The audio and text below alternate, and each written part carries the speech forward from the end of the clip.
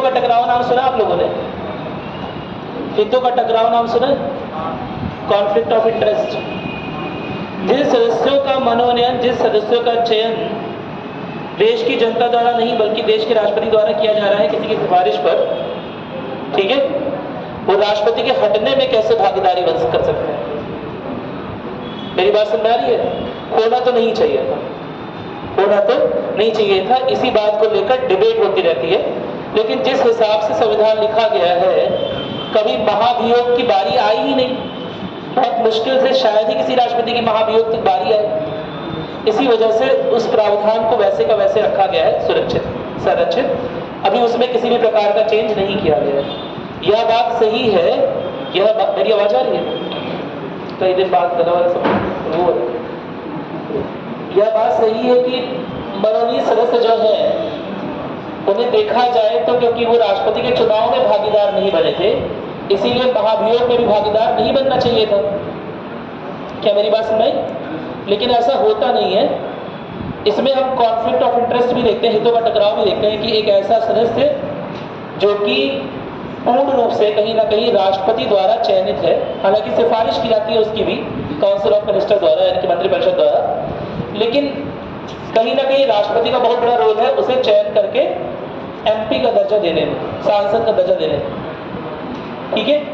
तो ऐसा सदस्य तो देखा जाए राष्ट्रपति के महाभियोग में अगर भागीदार बनेगा तो जो राष्ट्रपति की कृपा से ही पद पाया है, क्या वो राष्ट्रपति के खिलाफ वोट करेगा? नहीं वोट करेगा। क्या मेरी बात क्लियर है? इसीलिए होना तो नहीं चाहिए था। मेरी बात समझ में? मैं समझ गया आपकी बात, यही आप पूछने की कोशिश कर रहे हैं ना, होना तो नहीं चाहिए था लेकिन है ऐसा, ठीक है। ऐसा है, इस पर कभी बहुत ज़्यादा चर्चा नहीं हुई इस बात पर। उसका कारण यह है क्योंकि कभी जब यह मसला 2-4 बार हुआ होता, 2-4 बार राष्ट्रपति को महाभियोग, इंडिया में राष्ट्रपति के ऊपर महाभियोग चला होता है ना, हटे होते 2-4 राष्ट्रपति, तो शायद मामला उतना प्रकाश में आता, लेकिन कभी इंडिया में महाभियोग की जरूरत ही नहीं पड़ी अभी तक राष्ट्रपति को हटाने में। क्या मेरी बात समझ आ रही है? इसीलिए कभी यह मामला बहुत ज़्यादा डिबेट में नहीं रहा, ठीक है। आगे चलकर हो सकता है इसमें किसी तरह का सुधार कर दिया जाए, कोई दिक्कत तो नहीं है ना। और कुछ?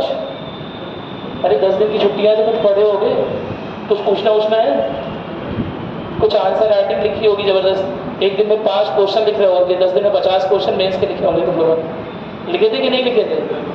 हाँ, नहीं लिखे थे? कब लिखना स्टार्ट करोगे? तो वैसे आधे से ज़्यादा लोग आज कम लग रहे हैं, काफी कम लोग लग रहे हैं।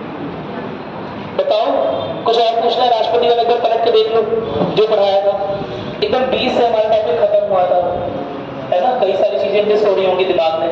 एक बार 5 मिनट का समय ले लो और जल्दी से देख लो, कुछ पूछना है राष्ट्रपति वाले उससे। हम लोग क्या लिख रहे थे? शायद राष्ट्रपति में विधेयक वाली बात लिख रहे थे ना। कितना लिखा था सर? लास्ट वीटो लिखवाए थे, पॉकेट वीटो, टॉपिक लिख रहे थे। अच्छा, अध्यादेश, अध्यादेश कंप्लीट नहीं हुआ था क्या? अध्यादेश पूरा हो गया शायद।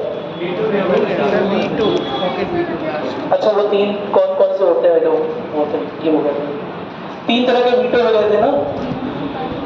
और धन विधेयक में किस तरह वीटो का इस्तेमाल होता है वो हो गया था, है ना। इस बात पर हमने चर्चा कर ली थी कि जो मनी बिल है, जो धन विधेयक है, सदन में पारित होता है, राष्ट्रपति के सामने पहुंचता है, किस अनुच्छेद के अनुसार राष्ट्रपति को धन विधेयक पे साइन करना ही करना है। किसी अनुच्छेद के अनुसार नहीं करना, क्योंकि किसी अनुच्छेद में इस बारे में कुछ नहीं लिखा है। यही क्वेश्चन आएगा कि राष्ट्रपति धन विधेयक को वापस नहीं कर सकता, ठीक है। किस अनुच्छेद के अनुसार? किसी अनुच्छेद के अनुसार नहीं। यह चीज परंपरा के रूप में चली आ रही है। क्या मेरी बात क्लियर है?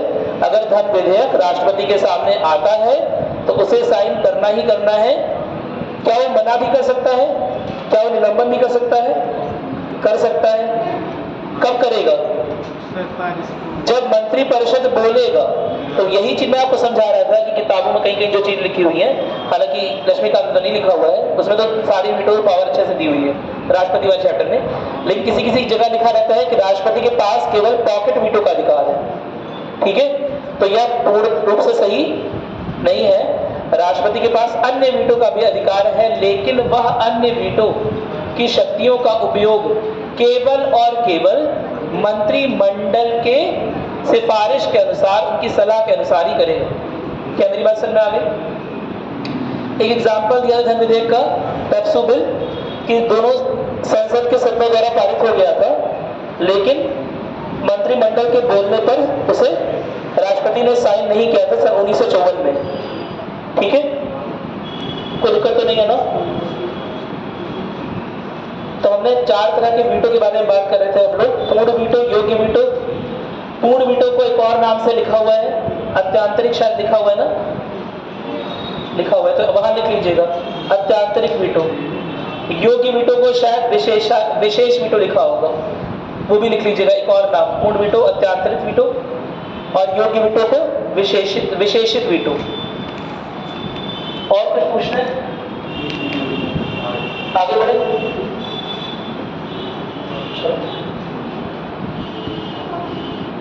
कुछ क्वेश्चन पूछ लीजिए, वरना आगे बढ़े। हमने धर्म के बारे में बात कर ली, हमें और विधेयकों के बारे में बात करनी है ना।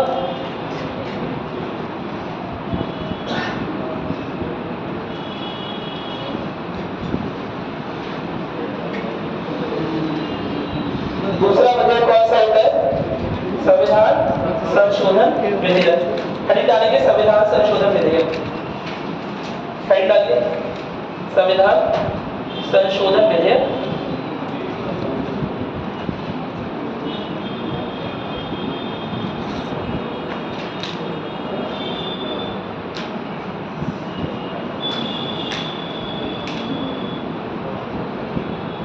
क्या संविधान संशोधन विधेयक पर राष्ट्रपति को साइन करना ही करना है, या उस पर भी निलंबनात्मक वीटो लगा सकता है?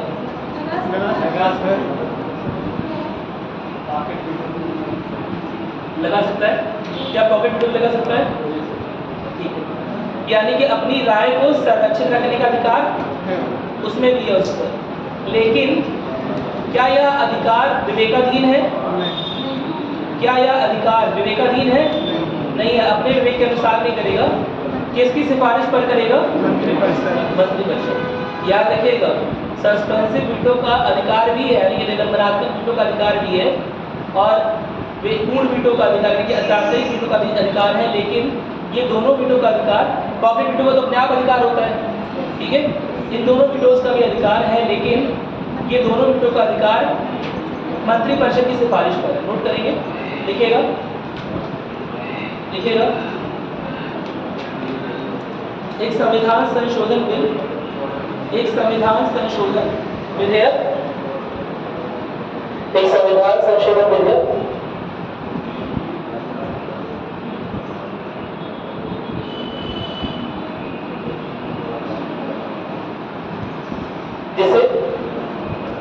जिसे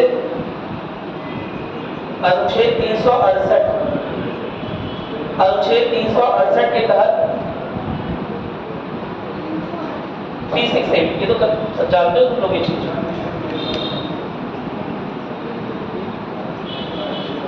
अनुच्छेद संख्या 368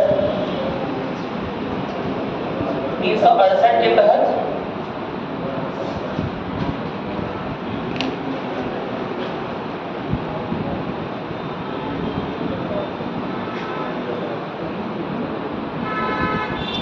संसद के दोनों सदनों में पास किया जाता है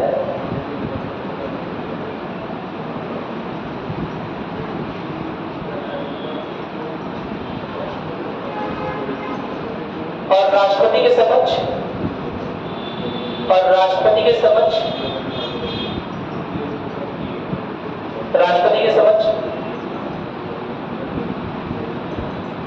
रखा जाता है, राष्ट्रपति के समक्ष रखा जाता है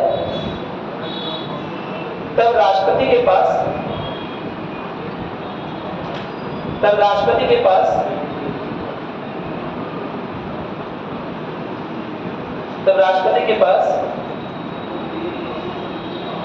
अपनी सहमति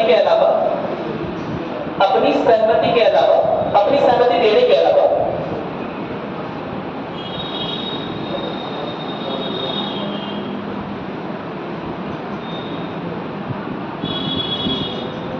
कोई अन्य विकल्प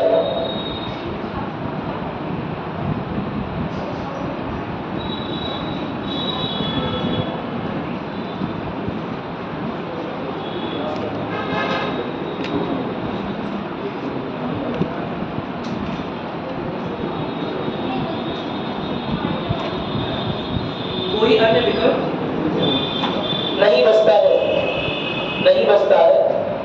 लेकिन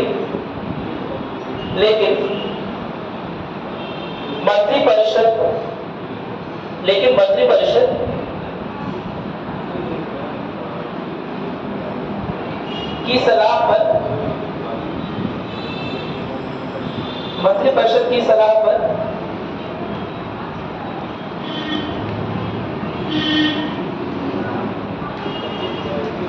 वह अपनी सहमति को, वह अपनी राय को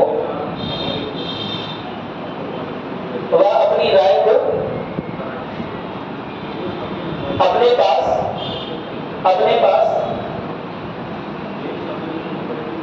संरक्षित भी रख सकता है,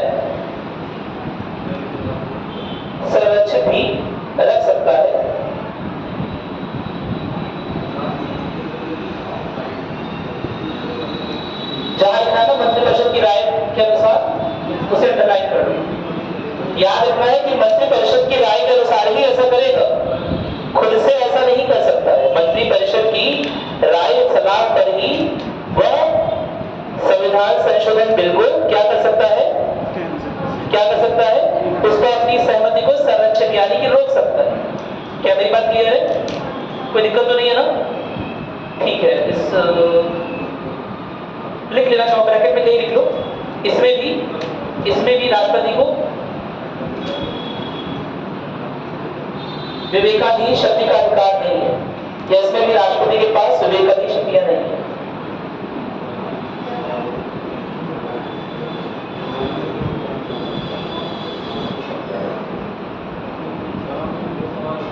ठीक है, इसके लिए एक वर्ड यूज होता है आत्यंतिक। शायद आपने देखा होगा, किताबों में लिखा होगा, पूर्ण वीटो को ही आत्यंतिक वीटो बोला गया, जहां पर राय को संरक्षित रखा जा सकता है मंत्री परिषद की राय पर। ठीक है, मंत्री परिषद की सलाह पर, सिफारिश पर राय को या सहमति को लिखकर रख लिया गया। लिखकर क्या रख लिया गया? बस यह है कि रख लिया गया, संरक्षित रख लिया गया अपने पास। ठीक है, किसी भी तरह का फोर्स, किसी भी तरह का प्रेशर, दबाव नहीं है राष्ट्रपति के ऊपर कि उसे सहमति देनी ही देनी है। लेकिन वह दबाव कब नहीं है? जब मंत्रिपरिषद ऐसा कर रहा है। क्या मेरी बात समझ में आ गई? कोई दिक्कत तो नहीं है ना? इसी को आपने पूर्ण वीटो के नाम से लिखा था, एब्सोल्यूट वीटो। उसी का एक और नाम है आत्यंतिक वीटो। कोई दिक्कत तो नहीं है ना? ठीक है, चलिए आगे बढ़ते हैं। जैसे संविधान संशोधन बिल एकदम क्लियर हो गया, 2 बिल हमने कर दिए, मनी बिल हो गया और कॉन्स्टिट्यूशनल अमेंडमेंट बिल हो गया। तीसरा नोट करेंगे साधारण विधेयक।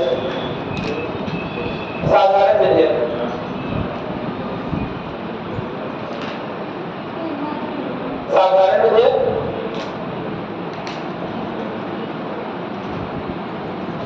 या एक और कौन सा विषय है? एक और विधेयक बताया था ना, वित्तीय विधेयक। तो साधारण विधेयक ऑब्लिक में या वित्तीय विधेयक, दोनों में एक ही प्रकार से साधारण विधेयक या वित्तीय विधेयक लिखेगा।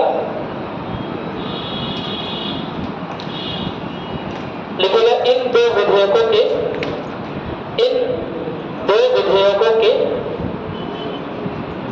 दो विधेयकों के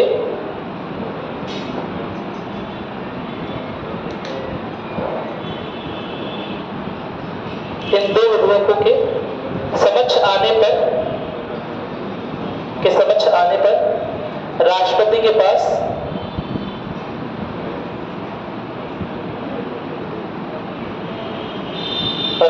पास निम्न विकल्प होते हैं। राष्ट्रपति के पास निम्न विकल्प होते हैं।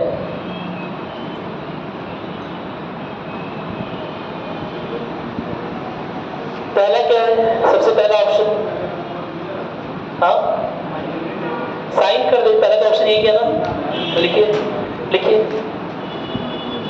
लिखिए। वह इन विधेयकों पर हस्ताक्षर करके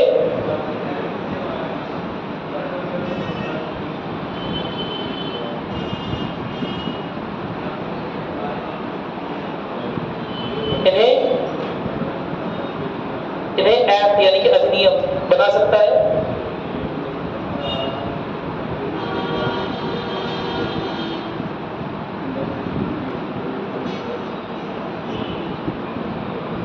दूसरा विकल्प क्या है? इसमें भी वह अपनी राय को जब मनी बिल में अपनी राय संरक्षित रख रहा है ना, जब कॉन्स्टिट्यूशनल अमेंडमेंट बिल में यानी कि संविधान संशोधन विधेयक में अपनी राय को संरक्षित रख रहा है। लेकिन कैसे रख रहा है? क्या खुद से रख रहा है या काउंसिल ऑफ मिनिस्टर के बोलने के बाद रख रहा है? काउंसिल ऑफ मिनिस्टर यानी कि मंत्री परिषद की राय पर लिख कर रहा है। ऐसा कोई दिक्कत तो नहीं है ना? ठीक है, तो नोट करिए, लिखिए। देखिए, राष्ट्रपति इन विधेयकों पर अपनी राय को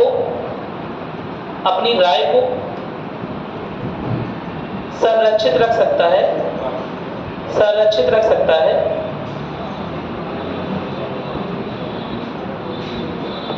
यानी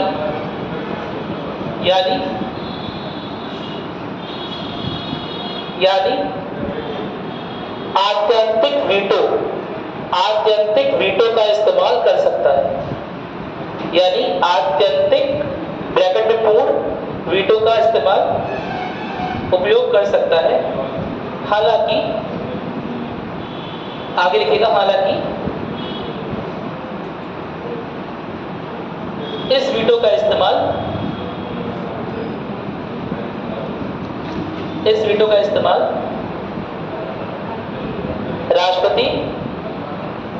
राष्ट्रपति स्वविवेक से नहीं करता है।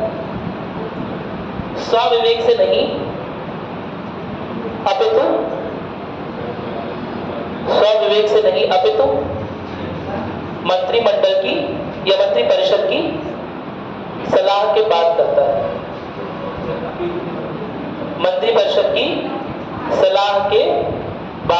है। कोई दिक्कत तो नहीं है ना? यह सब मंत्री परिषद की सलाहें क्या है? बाध्यकारी है, इससे भाग नहीं सकता है। ऐसा नहीं होगा कि मंत्री परिषद ने कुछ और सलाह दी और राष्ट्रपति ने कुछ और कर लिया। क्या मेरी बात समझ में आ रही है? इन सब मामलों में यहां लिख लीजिएगा, लेकिन इस तरह के सभी मामलों में मंत्री परिषद की सलाहकारी शक्ति बाध्यकारी है। लेकिन इन सभी मामलों में ये सब बात बेटा, वैसे भी एक चीज आपने पढ़ रखी है कि राष्ट्रपति पॉकेट वीटो का इस्तेमाल करता है, जो कि गलत है। लेकिन यह चीज आपने पढ़ रखी है, यही तो पढ़ा है। पॉकेट वीटो का इस्तेमाल करेगा स्वविवेक से, बाकी अन्य वीटो का इस्तेमाल अगर कर रहा है तो किसी कहने पर कर रहा है? मंत्री परिषद के कहने पर कर रहा है ना। और अगर मंत्री परिषद के कहने पर कर रहा है, इसका मतलब बाध्यकारी है। कोई दिक्कत तो नहीं है? अब जल्दी से मुझे बताओगे आर्टिकल का नाम, कि किस आर्टिकल में लिखा हुआ है कि मंत्री परिषद की सलाह जो है वो बाध्यकारी होती है, और बाध्यकारी कब बनाई गई है? आर्टिकल 74। और किस संविधान संशोधन के तहत किस सन में बाध्यकारी बनाया गया है? कुछ याद है? 1978, 1976? श्योर? 86 76 86 कुछ तो था। 10 दिन की छुट्टी में सब गिरा है, यही परेशानी होती है। सही बता रहा हूं, गलत। और 74वां कि 72वां, 44वां कि 42वां? 76 में क्या था? 42वां संविधान संशोधन के अंतर्गत ही बाध्यकारी किया गया था। 44वें संविधान संशोधन के तहत पुनर्विचार की बात आई है। क्या मेरी बात सुन रहे? कोई दिक्कत तो नहीं है? 42वें संविधान संशोधन अधिनियम के तहत क्या किया गया था? बाध्यकारी कर दिया गया था। याद करो, मैंने तुम्हें कहानी बताई थी कि सन 1959 में जवाहरलाल नेहरू जी का मन हुआ कि जो केरल राज्य है वहां पर क्या लगा देते हैं? क्या लगा देते हैं? राष्ट्रपति शासन। क्यों लगा देते हैं? क्या कारण, क्या बात हो गई? वहाँ कम्युनिस्ट की सरकार थी। वहां पहली बार ऐसा हुआ था कि राज्य में कोई अन्य पार्टी की सरकार आ गई थी। कौन सी? गैर कांग्रेसी सरकार। Very good. कौन सी सरकार? कम्युनिस्ट पार्टी की सरकार। मेरी बात सुन रही? जो स्टेट लॉज को कुछ इस तरह से बना रही थी जिससे ऐसा लग रहा था कि स्टेट ही ऊपर है और सेंटर जो है, केंद्र जो है नीचे। तो इससे केंद्र का ईगो हर्ट नहीं हो जाएगा? हाँ, तुम किसी रिश्तेदार के यहाँ गए हो, एक रसगुल्ला रखा हुआ है, तुम्हारे लिए आया है, तुम्हारा छोटा भाई छीन के खा गया, और तुम्हें गुस्सा नहीं आएगी? गुस्सा आएगी ना? उसका वही मारपीट कर लो, उसका घर जाके बदला लो, हो जाएगा ना? क्या मेरी बात सुन रही? तो केंद्र को 1959 तक ये लगता रहा कि उसकी शक्तियां जो है वह विस्तृत है, लेकिन सन 1959 में जब पहली बार गैर कांग्रेसी राज्य बन रहा है ना, पहली बार गैर कांग्रेसी राज्य सरकार बन रही है केरल में, तो ऐसे में केंद्र का ईगो हर्ट हो गया। क्या मेरी बात सुन रही? नेहरू जी ने बोला कि हम ये जो केरल में राज्य सरकार है यह अपना शासन सही से नहीं चला पा रही है और हम यहाँ लगाएंगे राष्ट्रपति शासन। तो उनकी बात में किसने बना? राष्ट्रपति शासन किसकी हामी जरूरी है? राष्ट्रपति की राष्ट्रपति कौन थे? नेहरू थे? कौन था? राजेंद्र प्रसाद। तो राजेंद्र प्रसाद कह रहे हैं कि हमें तो ऐसी कोई जरूरत महसूस नहीं हो रही, आप ये जबरदस्ती काम कर रहे हैं, हमें इसकी कोई आवश्यकता नहीं लग रही है। तो उन्होंने आर्टिकल 74 का हवाला देते हुए कहा कि इसमें लिखा हुआ है, अनुच्छेद 74 में लिखा हुआ है कि आप वही करेंगे जो हम बोलेंगे, आपको सलाह देने का काम हमारा है। मंत्रिमंडल का है, मंत्रिमंडल का प्रमुख मैं हूं, मंत्रिपरिषद का प्रमुख मैं हूं, तो जैसा मैं बोलूंगा वैसा आपको करना पड़ेगा। दोनों लोग अपने अपने क्षेत्र के बड़े विद्वान आदमी थे। डॉक्टर राजेंद्र प्रसाद जी क्या थे? लॉयर, है ना? एक एक पॉइंट, एक एक शब्द पकड़ने वाले। बस वही शब्द वो आर्टिकल 74 का पकड़ लिए कि इसमें यह कहां पर लिखा है कि राष्ट्रपति को जो भी सिफारिश दी जाएगी मंत्रिपरिषद द्वारा वो बाध्यकारी रहेगी राष्ट्रपति के लिए। यह बात इसमें कहां लिखी हुई? यह बात तो लिखी हुई है कि राष्ट्रपति को काम करना चाहिए जो काउंसिल ऑफ मिनिस्टर एडवाइस करे, जो मंत्रिपरिषद सलाह दे, लेकिन इसमें यह बात कहां लिखी है? बाध्यकारी है, राष्ट्रपति नहीं कर रहा है। करना चाहिए लेकिन नहीं कर रहा। करना चाहिए तो ये लूज टर्म हो गया ना, करना ही करना है ऐसा तो लिखा नहीं था। क्या मेरी बात सुन रही? अब नेहरू जी का माथा ठनका, है ना, कि अरे ये तो सही बात है, इसमें तो कहीं लिखा ही नहीं है।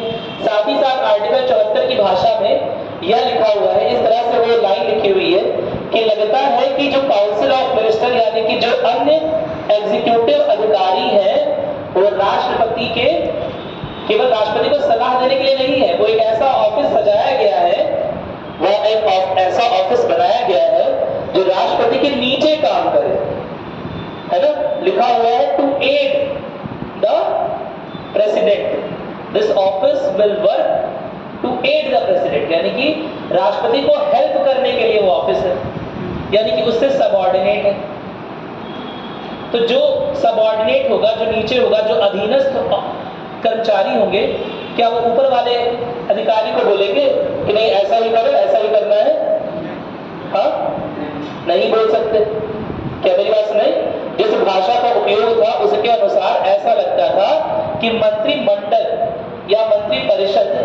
कि जो मंत्री है ना, वो उसके राष्ट्रपति के अधीनस्थ अधिकारी है। क्या मेरी बात सुन रहे हैं? कोई दिक्कत तो नहीं है ना? तो इसी वजह से वहां पर मामला फंसा और 1959 में राजेंद्र प्रसाद की वजह से राष्ट्रपतियों के अंदर कुछ पावर आ गई कि भैया हम भी मना कर सकते हैं। लेकिन आगे चलकर 42वें संविधान संशोधन में इंदिरा गांधी ने ये पावर छीन ली राष्ट्रपति से। क्या मेरी बात सुनाई? उन्होंने बोला कि जो भी काउंसिल ऑफ मिनिस्टर बोलेंगे, जो भी मंत्रिपरिषद बोलेगा, वो आपको करना ही करना पड़ेगा या एक बाध्यकारी चीज है।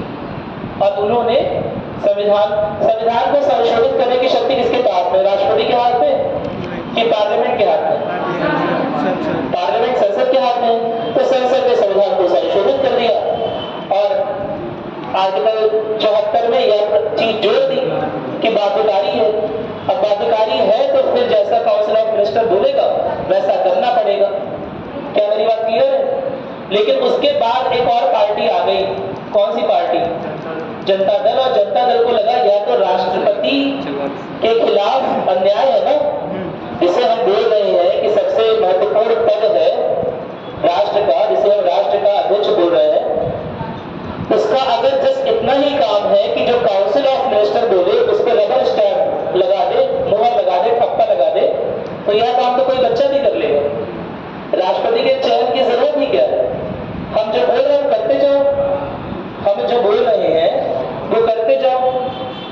तो क्या ऐसे पद के लिए क्या कोई चुनाव होने की आवश्यकता है? अरे भैया जो काउंसिल ऑफ मिनिस्टर बोल रहे हो करते जाना है, करते जाना है, ठप्पा लगाते जाना है, जहां बोल रहे साइन करते जाना है। तो ऐसे पद के लिए क्या किसी बहुत बड़े चुनाव की आवश्यकता है? नहीं आवश्यकता है। कहीं ना कहीं जो सेपरेशन ऑफ पावर है, यानी कि जो शक्तियों का पृथककरण की समझ है ना, जो फिलॉसफी है, वो कमजोर पड़ने लगा। क्योंकि अब तो राष्ट्रपति को सब कुछ वही करना पड़ेगा जो मंत्रिपरिषद बोलेगा। ऐसे में 44वें संविधान संशोधन में थोड़ा सा परिवर्तन कर दिया गया और यह बोला गया कि यदि कोई प्रोविजन, यदि कोई एक्ट या यदि कोई पास हुआ अधिनियम अगर राष्ट्रपति को समझ में नहीं आ रहा है तो वो क्या कर सकता है? वो वापस कर सकता है, अपने सजेशंस के साथ कर सकता है कि क्या क्या इसमें सुधार किया जाए।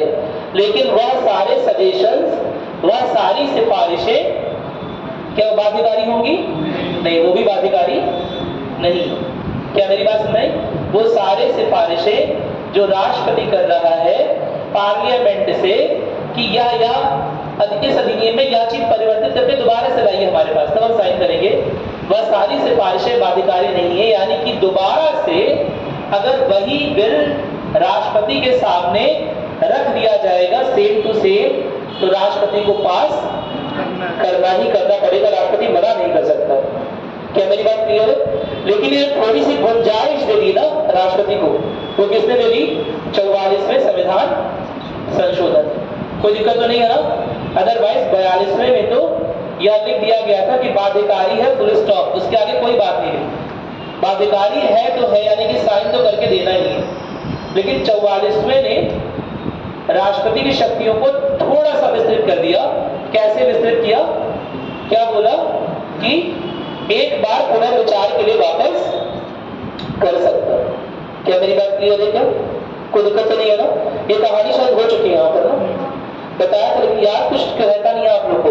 42वें संविधान संशोधन की कहानी का ये भाव बताया था आपको, मुझे अच्छे से याद। लिखिए इसे, कोई दिक्कत तो नहीं है? दूसरा लिखिएगा, क्या लिखा? खास करके क्या लिखी? ठीक है, स्वविवेक का उपयोग नहीं कर सकता है इसमें। सारी की सारी चीजें जो है इसके अनुसार बाध्यकारी, कोई दिक्कत तो नहीं है ना?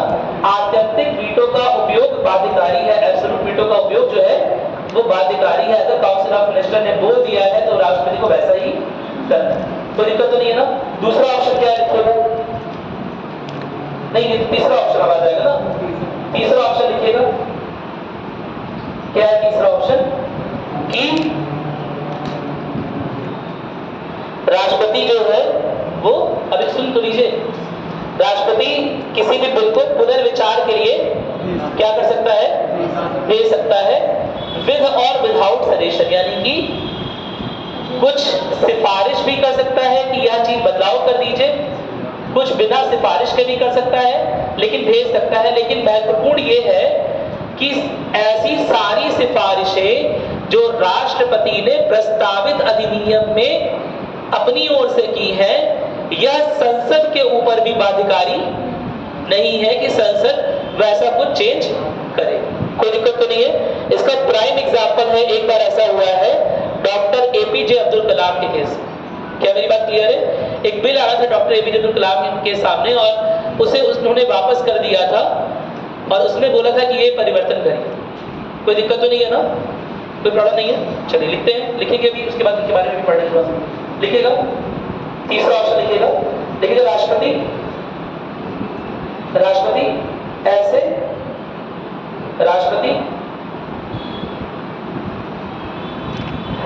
राष्ट्रपति ऐसे बिल को,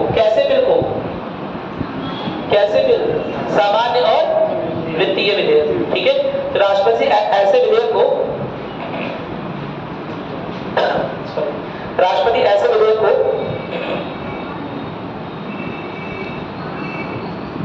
विधेयक को पुनर्विचार के लिए दोबारा से संसद के पास वापस भेज सकता है।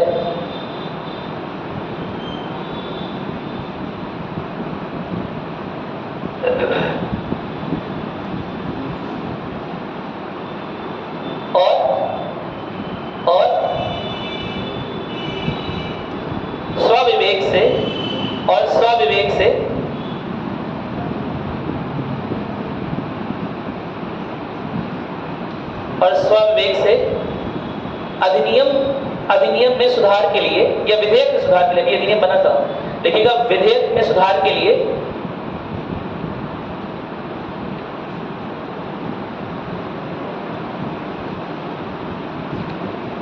अपनी कुछ राय, अपनी कुछ सिफारिशें भी दे सकता है।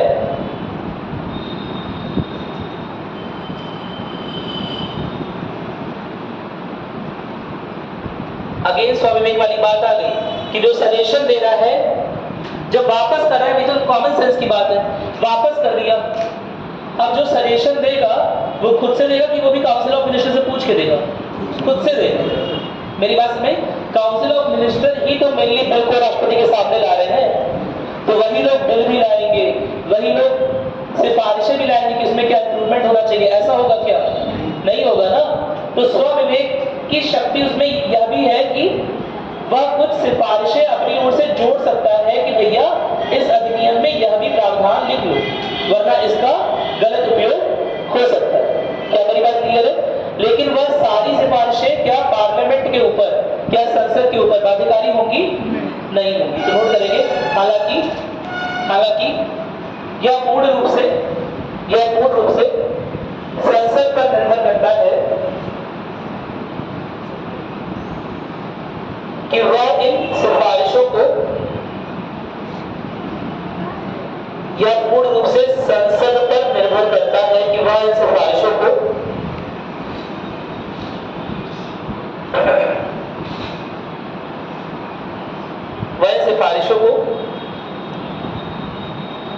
प्रस्तावित विधेयक में जोड़े या नहीं।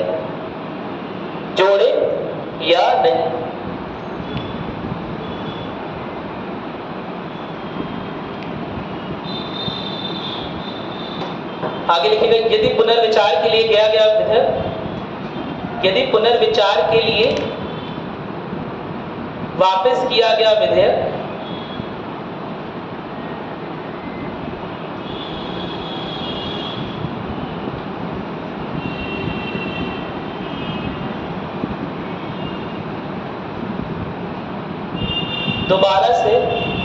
दोबारा से अपने वास्तविक रूप में या संशोधित रूप में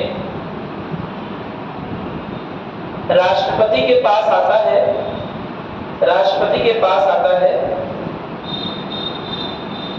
तो राष्ट्रपति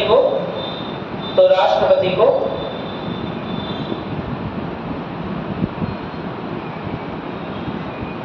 ऐसे विधेयक पर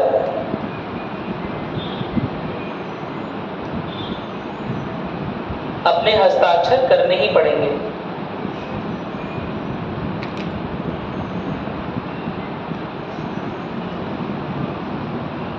ठीक है, यह 3 विकल्प हो गए। चौथा विकल्प जो आप बचपन से पढ़ रहे हो इकलौते विकल्प के रूप में क्या पढ़ रहे हो? Pocket window. चौथा विकल्प हो गया पॉकेट विंडो। नोट करोगे, लिखोगे राष्ट्रपति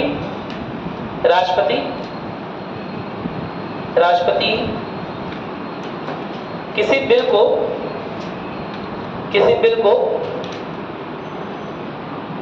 बिना मंजूरी दिए राष्ट्रपति किसी बिल को बिना मंजूरी दिए अनंत काल तक, अगर उसका जीवन अनंत काल होता या उसका टेन्योर कार्यकाल उसका अनंत काल होता तो अनंत काल तक, ठीक है। लेकिन अनंत काल उसका कार्यकाल है नहीं, लेकिन फिर भी इनडेफिनिट अनंत लिखिए, लेकिन हमें पता नहीं कब तक, ठीक है। अनंत काल तक अपने पास रख सकता है, क्योंकि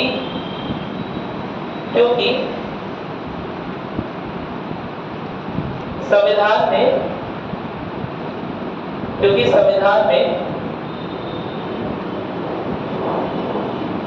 राष्ट्रपति के विधेयक पर हस्ताक्षर की कोई निश्चित समय बाध्यता नहीं की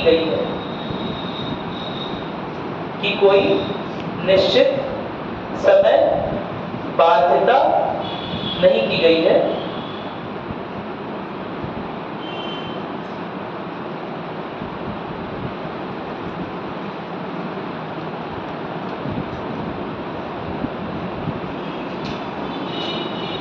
देखिए इसी शक्ति को पॉकेट वीटो बोलते हैं, इसी शक्ति को पॉकेट वीटो कहते हैं, जो राष्ट्रपति पूर्णतः स्वविवेक से ले सकता है। पॉकेट वीटो लिख दूं मैं?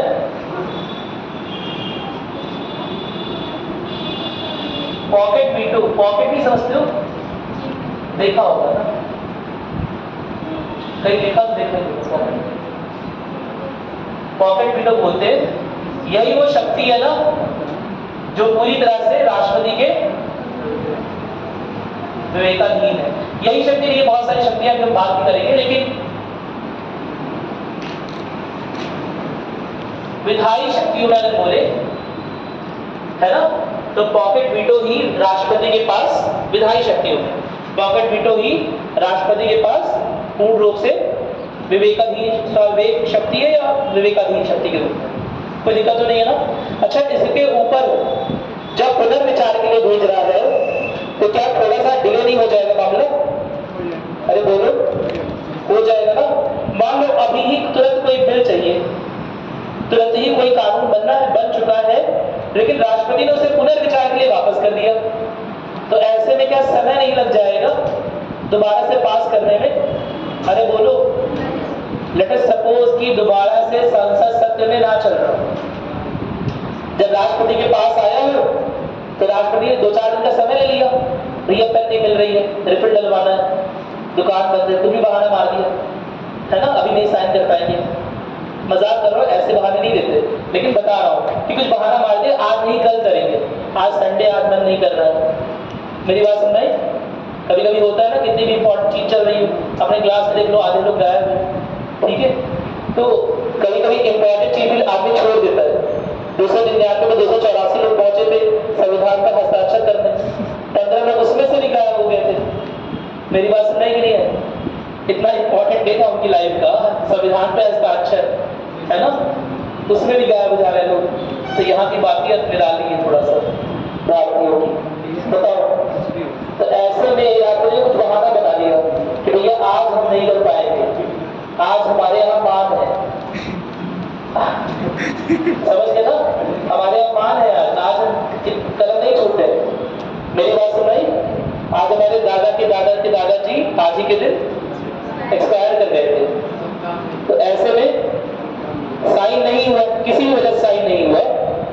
अब भैया राष्ट्रपति ने पढ़ा और कहा इसमें तो ये गलती लग रही है, दोबारा से देखो, एक बार पुनर्विचार के लिए वापस कर दिया। और उस समय लोकसभा का कोई भी सत्र नहीं चल रहा था जिस समय वापस हुआ। क्या मेरी बात सुन रही? तो ऐसे में क्या आपको नहीं लग रहा है यह साधारण विधेयक या वित्तीय विधेयक थोड़ा सा डिले हो जाएगा, लेट हो जाएगा? क्या मेरी बात क्लियर? तो इसी शक्ति को बोलते हैं कौन सा वीटो? नहीं, इसे क्या बोलते हैं? निलंबनकारी। जिसमें पुनर्विचार के लिए बोला है उसे क्या बोलते हैं? निलंबनकारी। जब पुनर्विचार के लिए भेज रहा है तो समय लग जा रहा है। क्या मेरी बात क्लियर है? कोई दिक्कत तो नहीं है? तो वहां जहां थर्ड पॉइंट लिखा है तुमने, वहां लिख लो इस बात को, निलंबनकारी वीटो। फोर्थ पॉइंट क्या है? Pocket veto. क्या मेरी बात सुन रहे हैं? तो पॉकेट वीटो हम बता, इसलिए पॉकेट वीटो करने लगे। पॉकेट वीटो तो क्या है कि कोई किसी के पास कोई कागज है, एक कागज दो, है कागज? पढ़ो नहीं यार, पढ़ो नहीं, एक कागज नहीं है तुम लोग पास? चलो, कितने पढ़ने वाले बच्चे हो गए, सब कॉपी बना के रखो। चलो शाबाश। ऐसे कोई विधेयक आया, ठीक है, लेट अस सपोज से विधेयक आया हुआ है, मैंने या तो टेबल के मेज के नीचे रख लिया, या फिर कहते हैं कहने के लिए काउंसिल ऑफ मिनिस्टर हम पे बहुत जोर दे रहा है, तो हमने इसे ऐसे किया फोल्ड। मैंने कहा चश्मा नहीं मिल रहा है, अभी पढ़ेंगे। क्या मेरी बात सुन रही? और रख लिया अपनी पॉकेट में। और जब भी हमें हम पर दबाव दिया जा रहा है कि साइन क्यों नहीं कर रहे हैं, तो क्या बोल देंगे? अभी पॉकेट में पड़ा है, अभी निकालेंगे, अभी पढ़ेंगे। क्या मेरी बात सुन रही? कोई राष्ट्रपति के ऊपर अनावश्यक रूप से दबाव नहीं बना सकता। क्या मेरी बात क्लियर है? जब तक उसने संविधान का कुछ उल्लंघन नहीं किया हो, तब तक उसका इम्पीचमेंट भी नहीं हो सकता। क्या मेरी बात समझ में आ रही है? कोई दिक्कत तो नहीं है ना? तो ये पॉकेट वीटो ये है कि बिल आपके पास आया, विधेयक आपके पास आया, आपने उसे मोड़ के रख लिया, है ना? आपने किसी को ट्रांसफर नहीं किया कि आगे लोग दोबारा से इसमें देखो क्या गलत है क्या सही, ये सब कुछ नहीं। आपने क्या किया? अपने पास रख लिया, तब वो पॉकेट वीटो। क्या मेरी बात क्लियर है? अब यह बताओ, एक बार मैंने पॉकेट वीटो का इस्तेमाल कर लिया, रखा हुआ है मेरे पास, मेरी बात सुन रही? साइन नहीं कर रहा हूं मैं, और उसके बाद जब बहुत दबाव आया तो मैंने उसे खोला, पढ़ा और फिर पुनर्विचार के लिए वापस कर दिया। क्या यह संभव है? यह संभव नहीं है। क्या मेरी बात क्लियर है? या इसका उल्टा कि एक बार मैंने पुनर्विचार के लिए आपको वापस कर दिया, विधेयक मेरे पास आया और पुनर्विचार के लिए वापस कर दिया, आपने दोबारा भेजा, मेरी बात नहीं? तो क्या फिर उसके बाद फोल्ड करके रख लेंगे? नहीं, नहीं रख पाएंगे। लेकिन यह बात भी किसी आर्टिकल में लिखी हुई है? नहीं लिखी हुई है। क्या मेरी बात सुन रही? यह बात भी परंपरा के रूप में फॉलो हो रही है कि अगर पॉकेट वीटो लगाना ही है तो पहली ही बार लगा दो, दोबारा से उतना समय लगेगा, दोबारा से बिल लिखा जाएगा, उसमें संशोधन किया जाएगा या नहीं भी किया जाएगा, दोबारा से लोकसभा के दिन वेस्ट होंगे। मेरी बात सुन रही? उसके रिसोर्सेज लोकसभा में भाई सुनवाई चलेगी और बहस होगी, सब जाएगा ना, सब टाइम जाएगा कि नहीं जाएगा? अरे बोलो, जाएगा ना? तो उससे बचने के लिए अगर पॉकेट वीटो लगना होता है तो पहली ही बार में लगता है, दोबारा नहीं लगता। क्या मेरी बात क्लियर है? कोई पॉइंट में लिखे निलंबन कार्य वीटो, तीसरे पॉइंट में लिया ना, थर्ड पॉइंट देखो जो लिखवाया था, तीसरा विकल्प में क्या लिखा है तुमने, निलंबनकारी वीटो, इसी को बोलते हैं सस्पेंसिव वीटो इंग्लिश में, ठीक है। और फोर्थ पॉइंट क्या है, पॉकेट वीटो। पॉकेट वीटो में क्या है कि जब प्रस्ताव पहली बार आया तो हमें समझ में आ गया कि इस गवर्नमेंट के, इस सरकार के इंटेंशन, इसके जो भी इंटेंशन क्या बोलेंगे, इसकी जो भी इच्छाएं हैं, है ना, वो बहुत अच्छी नहीं लग रही है। इसकी वजह से देश में किसी प्रकार का संकट आ सकता है। क्या मेरी बात सुन रही? तो ऐसे में कई बार राष्ट्रपति लोग क्या करते हैं, पॉकेट वीटो का इस्तेमाल करते हैं। जो देश असल में क्या होता है ना, एक चीज समझा दे रहा हूं मैं, और उससे तुम हर चीज पॉइंट पकड़ लोगे, ठीक है। मेरी हिंदी की राइटिंग कैसी है? अरे झूठ होती है ना, मुझे नंबर देना नहीं, सही से बताओ, तो मन पे हाथ रखो। अरे बहुत झूठे हो गए सर, बताओ उस पर अच्छी लग रही है, मैं कितना कॉपी पे लिखूंगा तुम्हें पढ़ नहीं पाओगे क्या लिखा हुआ। क्या मेरी बात सुनाई? मेरी हिंदी की राइटिंग बहुत गंदी है। हाँ नहीं, तुम लोग का ठीक है, फिर भी तुम लोग कुछ लोगों की राइटिंग जो मुझे आंसर वांसर भेज रहे हो उन लोग की तो काफी अच्छी है, ठीक है। फिलहाल मेरी तो अच्छी नहीं है, मुझे पता है, लेकिन यह बात मेरे घर वालों को नहीं समझ आ रहा था कि इसकी हिंदी की राइटिंग खराब है। क्लास 5th 6th में पहली बार जब इंसान पेन पकड़ता है, 5वीं से 6वीं में, है ना, उसके पहले तो पेंसिल लिखा जा रहा होता है, तो घर वाले क्या करते हैं कि अच्छा इस पेन से तुम्हारी राइटिंग नहीं बन रही है, निब वाला कलम खरीद लो, उससे राइटिंग बनेगी। तो मेरे घर वालों को शौक चढ़ गया कि इसकी राइटिंग सुधारनी है। क्या मेरी बात समझ? लेकिन मुझे अलग शौक चढ़ा था कि मेरी राइटिंग जैसी है वैसी ही अच्छी है। मैं कहता हूं तो मोती ऐसा लिखा हुआ है मैंने, तुम लोग के आंख में ही कमी है। क्या मेरी बात सुन भाई? तुम लोग नहीं समझ पा रहे मेरी प्रतिभा। तो मैं लिखता वैसे ही था, घर वालों ने 25 पेन खरीद दिए। मेरी बात सुन भाई, निब वाला pen, pilot pen, gel pen, जितने भी तरह तरह के पेन होते हैं, राइटिंग सुधार कार्यक्रम चला दिया। क्या मेरी बात सुन भाई? फिर एक दिन मेरी निगाह मेरे दोस्त की कॉपी पर पड़ी, वो उसी 2 रुपए वाली पेन से, है ना, अच्छी अच्छी राइटिंग में लिख रहा था। मेरे घर वालों की भी नजर पड़ गई उस पर, उन लोगों को अकल आ गई कि यह मतलब नहीं है कि पेन कैसा हो, यह मतलब है कि जो आदमी चला रहा है वो कैसा है। मेरी बात सुन रही? पेन की कोई कमी नहीं है, इस आदमी में ही परेशानी है ना, ये सुधार करना नहीं चाहता है। ठीक उसी तरह से ये एग्जाम्पल दिया हूं, ठीक इसी तरह, एग्जैक्टली इसी तरह राष्ट्रपति का पद होता है। क्या मेरी बात सुन रही?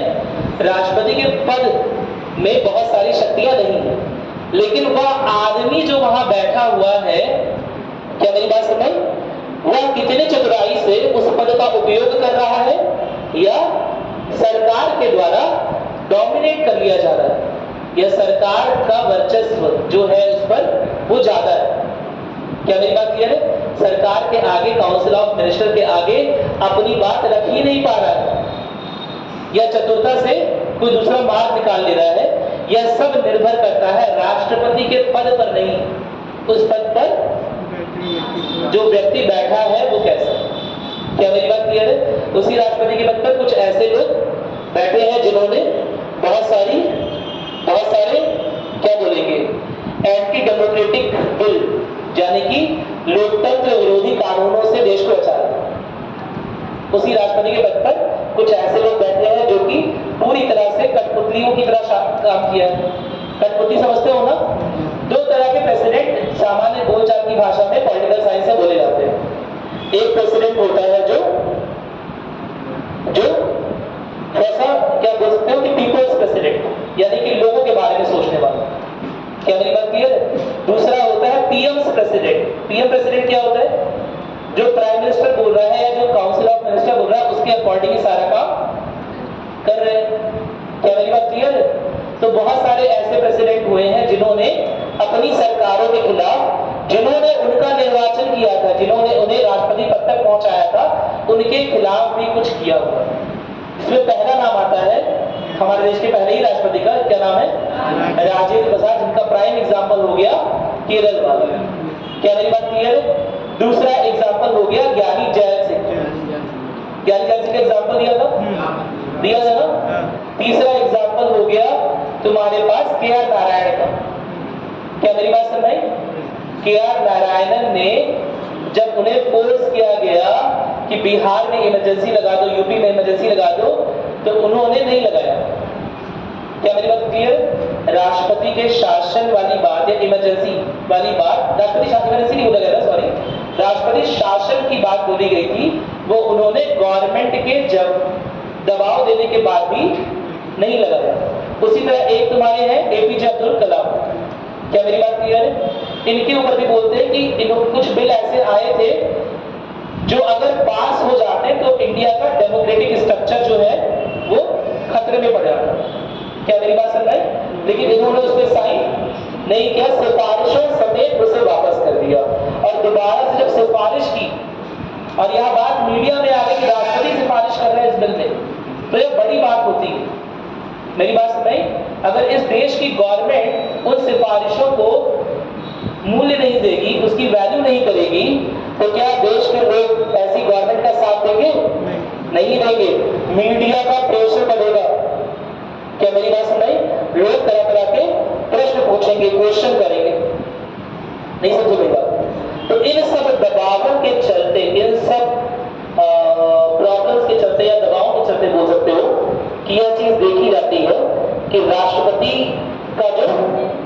राष्ट्रपति के पास जो विवेकाधीन शक्तियां भी है, उनका उपयोग वह किस तरह से कर रहा है या उस पद पर बैठे व्यक्ति पर निर्भर करता है। इसका एक एग्जाम्पल मैंने और दिया था आपको, राष्ट्रपति प्रणब मुखर्जी का। शायद आपको बताया था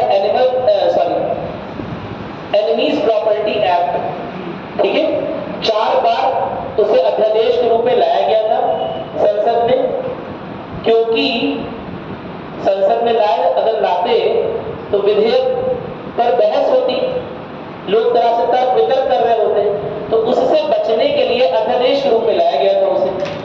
और 4 बार गवर्नमेंट जो है उसे पास कराने में नाकाम रही या पास नहीं कराई राज्यसभा से। क्या मेरी बात समझ आ रही है? उस वजह से क्या हो गया, उस वजह से वो बार बार अध्यादेश आता था, 6 महीने चलता था, 6 महीने चलता अध्यादेश, और फिर अपने आप ऑटोमेटिकली निरस्त हो जा रहा था। उसकी वजह से प्रणब मुखर्जी ने साफ मना कर दिया था कि अब अगर दोबारा आप अध्यादेश लाने की बात करेंगे इस मामले में तो मैं साइन नहीं करूंगा। क्या मेरी बात समझ? अब जो होगा कोर्ट में निपटा जाएगा, मैं साइन नहीं करूंगा। देखते हैं बाध्यकारी है कि नहीं, तो कोर्ट डिसाइड करेगा ना। क्या मेरी बात समझ? लेकिन साइन करने से मना कर देता हूं। इसी तरह प्रणब मुखर्जी ने एक बार जो पॉलिटिकल पार्टीज के लीडर होते हैं, जो राजनीतिक दलों के सबसे बड़े लीडर्स होते हैं, वो कई बार बोलते बोलते भूल जाते हैं कि देश कैसा है, सेकुलर, यानी कि धर्मनिरपेक्ष। मेरी बात समझ? तो धर्मनिरपेक्षता की भावना को ही प्रोत्साहित करना होता है, ठीक है। तो कई बार ऐसे कुछ वक्तव्य जारी हो गए सरकार के बड़े लीडर्स की ओर से, जिससे ऐसा लग रहा था कि धर्मनिरपेक्षता खतरे में आ रही है। क्या मेरी बात क्लियर है? तो इस बात पर प्रणब मुखर्जी ने मीडिया में यह बात बोली थी कि सरकार के व्यक्तियों को इस बात अपनी जुबान पर नियंत्रण रखना चाहिए बोलते हो। नहीं समझे बात? तो यह सब विवेकाधीन शक्तियां ही तो है, क्योंकि राष्ट्रपति का पद ही इतना गरिमामय है कि उसके द्वारा निकली गई बात से देश में बहुत बड़ा विवाद खड़ा हो सकता है। क्या मेरी बात समझ? उसका पद ही इतना गरिमामय है।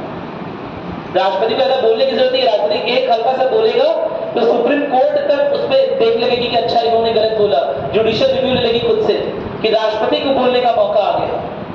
मेरी बात समझ? तो न्यायिक समीक्षा ले लेगी बहुत सारी चीजों पर खुद से, मीडिया वो हो जाएगी, क्योंकि राष्ट्रपति ही तो साइन करे तभी कानून बन रहे हैं, ठीक है। और सबको यह पता है कि राष्ट्रपति बाध्यकारी चीजों से बंधा हुआ है, लेकिन अगर राष्ट्रपति कोई चीज अपने सरकार के खिलाफ बोल रहा है तो इसका मतलब बहुत बड़ी बात होती है। क्या मेरी बात क्लियर हो गई? कोई दिक्कत तो नहीं है ना? अब विवेकाधीन शक्तियां पढ़नी है राष्ट्रपति की, उसी की ओर मूव कर रहे हैं, हेड डालेंगे राष्ट्रपति की विवेकाधीन शक्तियां।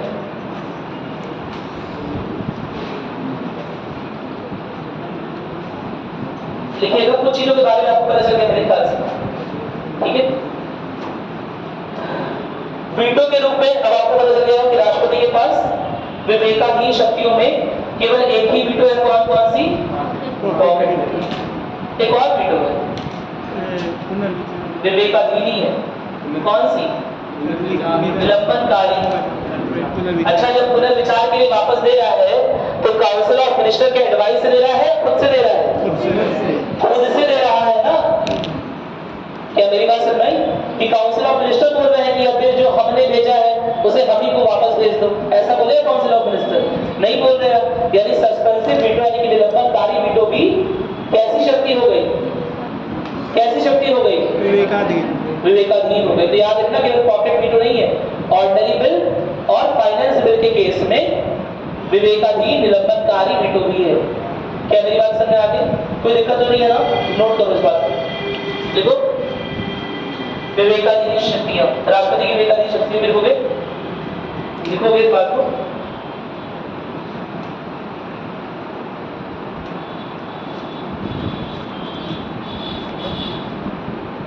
देखिए, हालांकि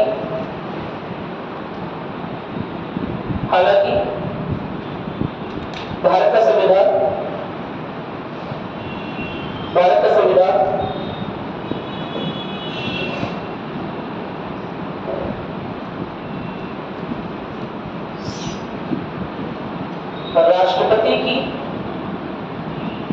राष्ट्रपति की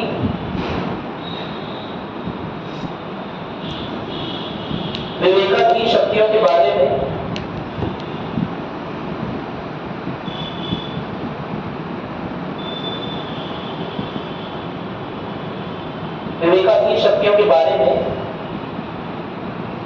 मुखर नहीं है, लेकिन मुखर समझ रहे हो? यानी अगर हम ध्यान से ना पढ़ें, अगर हम संविधान के प्रावधान जो है वो ध्यान से ना पढ़ें तो कहीं विवेकाधीन तो लिखा ही नहीं है अलग से। अगर ध्यान से नहीं पढ़ेंगे तो हमें समझ में नहीं आएगा कि विवेकाधीन शक्तियां हैं कहां पर। क्या मेरी बात क्लियर है? तो लिखोगे,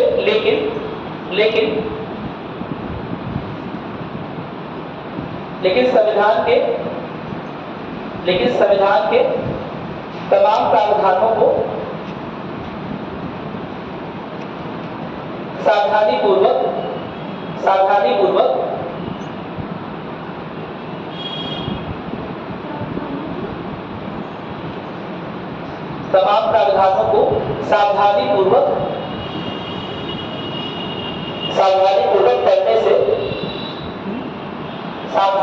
पूर्वक पढ़ने से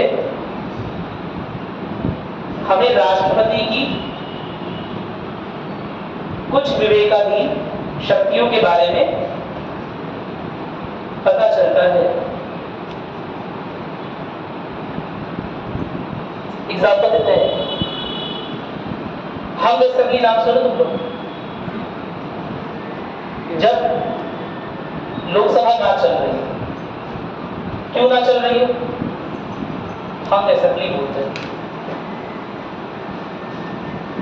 हम सभा रुकी भी सकता है क्योंकि चुनाव हो चुका है।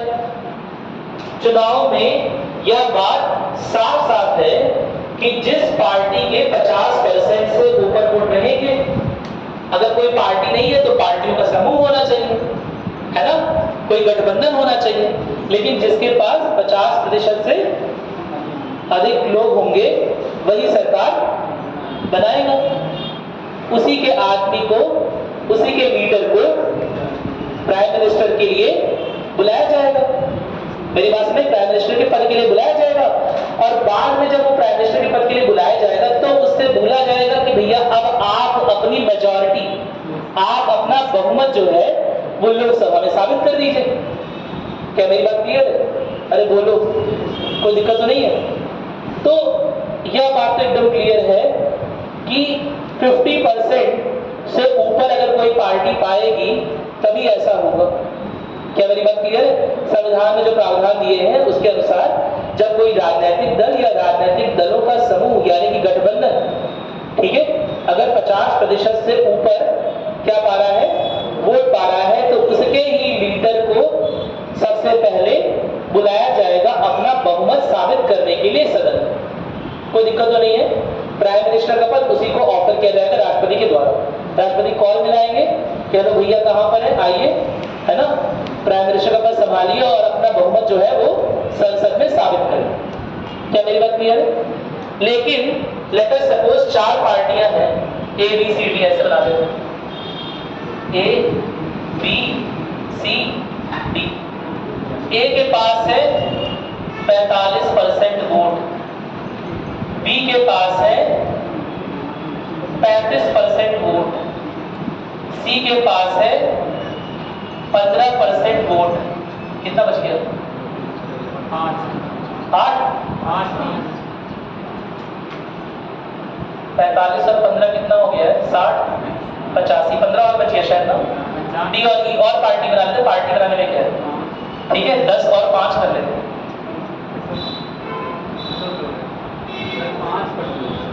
5 ही बचा है। 40 30 70 10 80। हाँ चलो कोई बात नहीं, इसे हटा दो, भूल जाओ इसे, कुछ लिखो। अब बताओ, इतनी पार्टी है, 4 पार्टी है, ठीक है, 4 पार्टी है, दिख रहा है साफ साफ। पीएम किसके तक, पीएम कौन सी पार्टी का बनेगा? ए का। क्यों? उसके बाद ज्यादा वोट है। किसी भी पार्टी का नहीं बनेगा। पहली बात, पहला आंसर ये है कि किसी भी पार्टी का नहीं बनेगा, क्योंकि किसी भी पार्टी के पास क्या बहुमत दिख रहा है?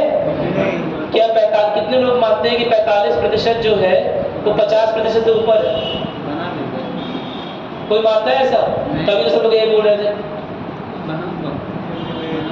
नहीं बना लेगा, वो बात कभी छोड़ो, इसे देख के बताओ, बना लेगा कैसे? बना लेगा।